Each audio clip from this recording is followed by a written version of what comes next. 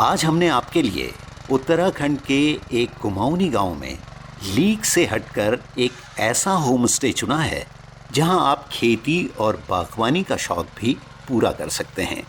यदि आप चाहें तो यहां आपको पीने के लिए नेचुरल मिनरल वाटर मिलेगा।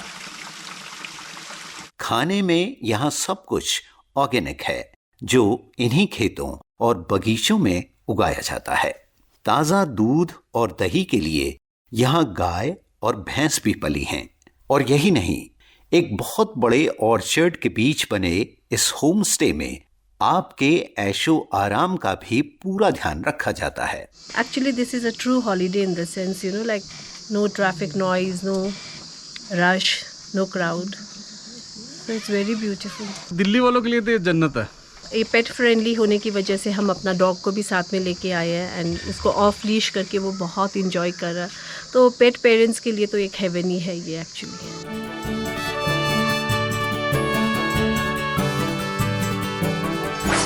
नमस्कार, यात्रा कथा यानी ट्रेवल टेल्स में आपका स्वागत है। तो ये है उत्तराखंड का सतखोल गांव।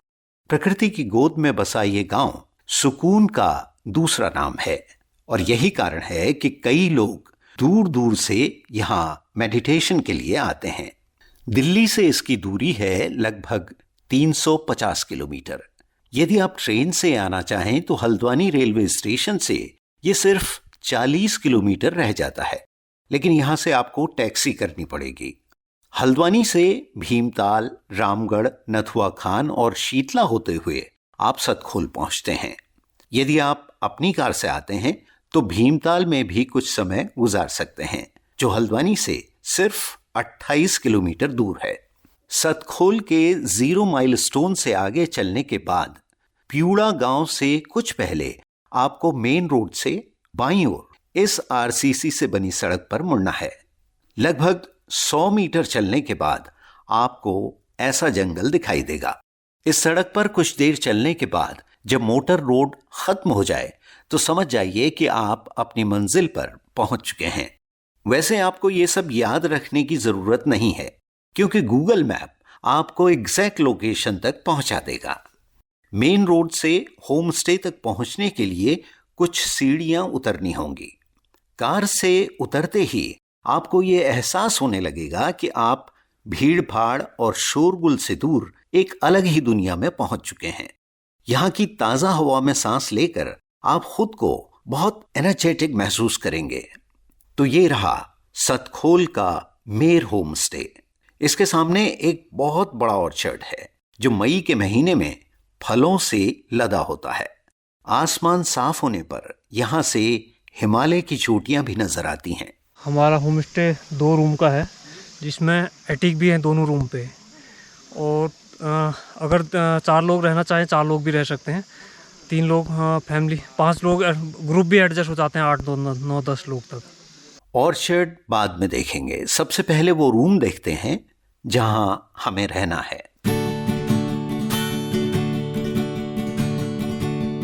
ये देखिए, अंदर से भी ऑर्चर्ड साफ नजर आता है। रूम काफी फैंसी है और बिस्तर आरामदेह है।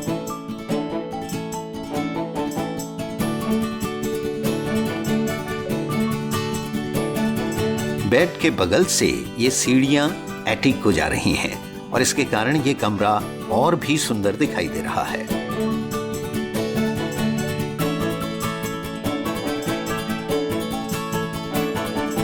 अभी यहां सिर्फ एक मैट्रेस लगी है, लेकिन स्पेस देखकर लगता है कि यहाँ कई लोग सो सकते हैं।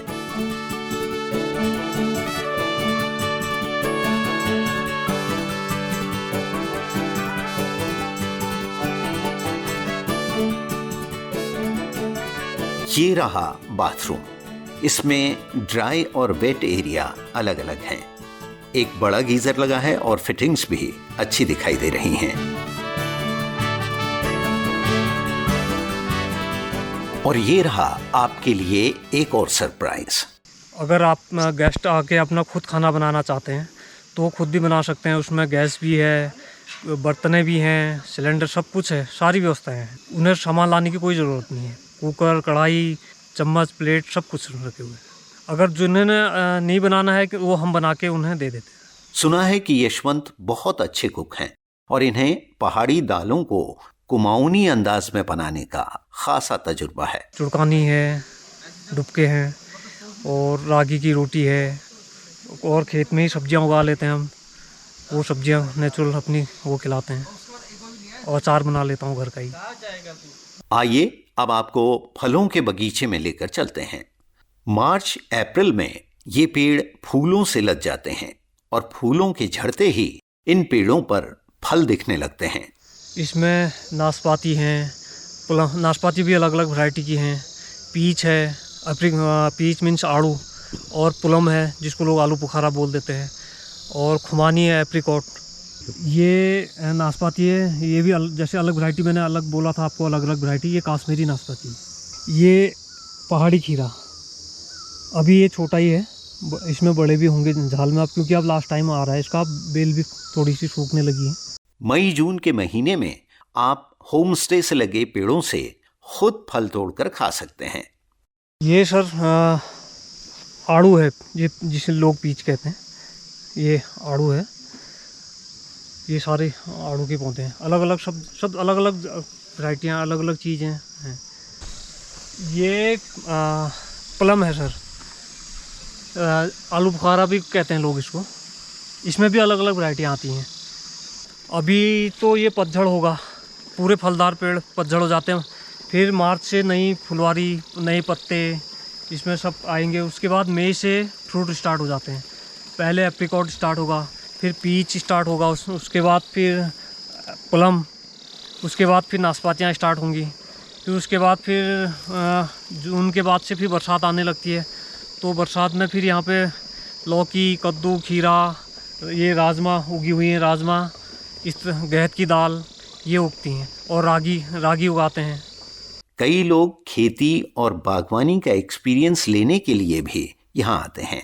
यदि आप किसी बड़े और व्यस्त शहर में रहते हैं तो ये अनुभव आपके लिए कमाल का हो सकता है। फ्रूट के सीज़न में कुछ गेस्ट तो ऐसे होते हैं कि सर जो कुछ गेस्ट क्या, जो बहुत सारे गेस्ट इस तरह से आते हैं जो हमारे साथ खेती में मदद भी करते हैं, या कहीं पे फल तोड़ने में, या कुछ लोगों को खेती करने का शौक़ होता है। अभी एक गेस्ट और अभी इसी महीने है बुकिंग उनकी, तो वो अपने बच्चे को नेचर के साथ काम करने के लिए कुछ, तो उन्होंने पहले से ही बुक करके रखा हुआ है कि वो कई बार फ़ोन भी करते हैं कि आपके उस समय क्या काम रहेगा, जिससे कि हमारा बच्चा भी देखे उसको, वो भी करे थोड़ा। ये पहाड़ी बड़ा वाला नींबू है, खट्टा, कड़ी भी बना लेते हैं इससे, और इसको बाहर का निकाल के इसमें गुड़, नमक, चीनी, मलाई या दही मिला के इसको खाते भी हैं सर्दी में। जब अभी तो छोटा दाना है हरा, ये पूरा बड़ा होके पीला कलर में आ जाएगा तब तैयार होगा। ये राजमा है सर, नीचे एक छोटी राजमा भी होती है, उसे तो हम लगाते नहीं अब, क्योंकि जंगली जानवर का नुकसान बहुत है। तो ये बेल वाली राजमा लगाते हैं। इसमें भी अलग अलग कलर होते हैं, अलग अलग वैरायटी की राजमा है सर। ये सारी सब, ये अलग है, ये अलग है, अलग अलग वैरायटी की राजमा है। ये रागी थी, फसल निकाल ली है, तो अब उसमें से जो घास बची है वो जानवरों के लिए काट के सुखा के इसको फिर जानवर खाएंगे। और उधर हल्दी है, ये हल्दी लगाई हुई है, और हल्दी मैं मार्केट से लाता नहीं और बेच भी लेता हूँ, इतनी हो जाती है मेरे पास। और इसमें साथ साथ में बीच में खाली जगह पे मूली भी लगाई हुई है। मूली भी अभी कुछ टाइम में ये तैयार होने लगेंगी। उत्तराखंड के रूरल एरियाज में घर घर खाए जाने वाले मोटे अनाज को अब श्री अन्न कहा जाने लगा है, और ये मिलेट्स अब कई बीमारियों की दवा माने जाते हैं। ये रामदाना है, इसको पहाड़ी में यहाँ पे चू बोलते हैं। इसकी खीर भी बनती है, लड्डू भी बनते हैं, आप भी बना सकते हैं इसको। पूरा ये देखिए सर, नीचे खेतों में खाद ऐसे रखी हुई है डलिया, जो क्योंकि अभी लहसुन की तैयारी हो रही है, इसमें लहसुन लगा रहे हैं। पूरा गोबर ही डाल रखा है, और ये जानवर खुले हुए हैं, ये चल रहे हैं ऑर्गेनिक, पूरा ऑर्गेनिक सर। कोई भी सब्जियां हैं फर्टिलाइज़र यूज़ नहीं करते हम लोग। फल है, सब्जी में, पेड़ पौधों में, सब में वही गोबर की खाद डालते हैं, और कोई फर्टिलाइज़र लेके नहीं आते हैं हम लोग। चाहे कम भी उगे, कोई उससे वो नहीं है। ये पूरा खाद ऐसे पूरे साल भर ऐसे इकट्ठा करके रख देते हैं इस पर। फिर ये बारिश पानी में ऐसे सड़ के पूरी मुलायम खाद बन जाती है, फिर इसको सर्दी में खेतों में फैला देते हैं। दूध और दही यहाँ आपको घर का मिलेगा, और तो और चाय में भी घर की भैंस के दूध का इस्तेमाल होता है। आप चाहें तो अपने सामने निकाला गया दूध भी पी सकते हैं। 2 गाय हैं, 1 भैंस है, और दूध तो मैं खरीद के नहीं लाता हूँ, घर का ही दूध हो जाता है मेरा, दूध और दही। अगर गेस्ट मांगते हैं कि दूध हमें भी चाहिए तो हो जाता है। होम स्टे से बमुश्किल 30 कदम दूर पानी का एक प्राकृतिक स्रोत है।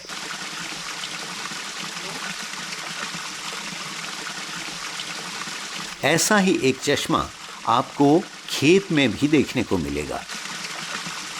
इनके घर और होम स्टे के बीच अच्छा खासा फासला है, और इसके कारण आपको बहुत प्राइवेसी मिल जाती है। हमने जो होम स्टे बनाया, पहले होम स्टे तो ऐसे लोग बिल्कुल घर के साथ अटैच करके ही बनाते हैं, तो हमने थोड़ा सा हट के बनाया है गार्डन में, क्योंकि ऐसा है कि जब गेस्ट आता है तो थोड़ा इन्जॉय करता है।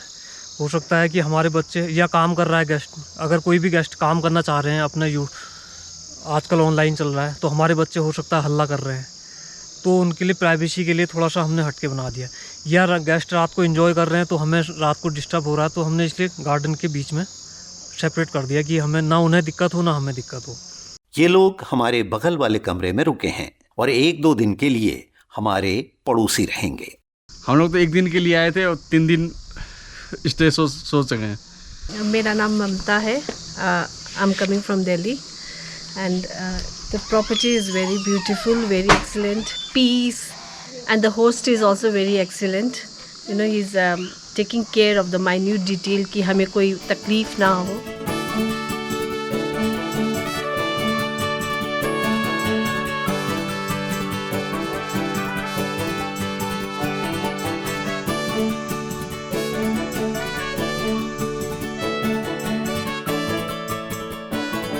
तो ये थी आज की यात्रा कथा। अगली बार फिर मिलेंगे। आज्ञा दीजिए। नमस्कार।